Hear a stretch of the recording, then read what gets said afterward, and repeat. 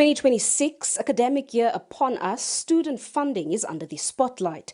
The NSFAS board outlined funding preparations and the number of applications that have already been processed and approved. We have processed all 2026 funding applications prior to the start of the academic year as committed to by the 31st December 2025.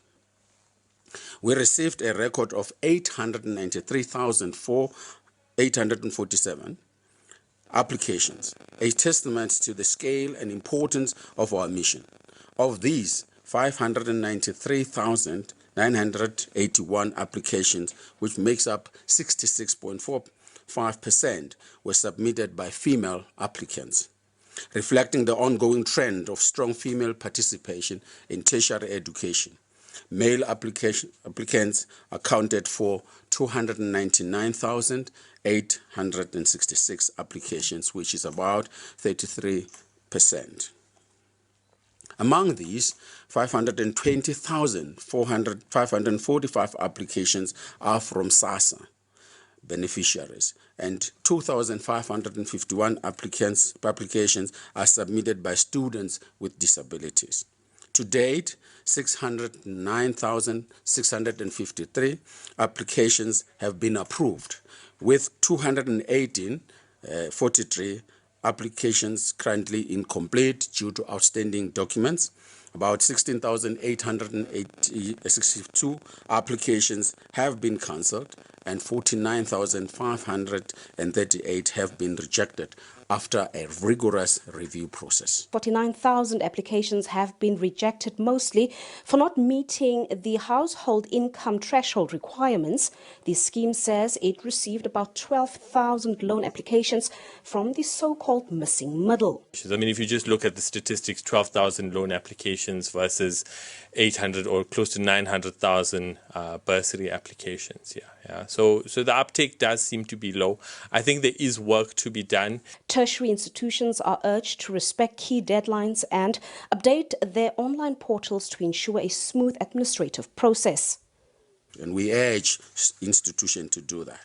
Secondly, as we guide them, the submission of 2026 admission list. Universities are required to upload their 2026 admission list to the NSFAS portal as soon as possible. Following the student accommodation challenges in the previous years, the NSFAS says it's implementing a transitional framework with a more centralized, transparent and student-focused accommodation system. I think 2026 needs to be a much more efficient and effective year, right? And I think we've made a very clear commitment that we want the mechanisms and the processes to function effectively this year, and we are willing to be held accountable to that for the academic year.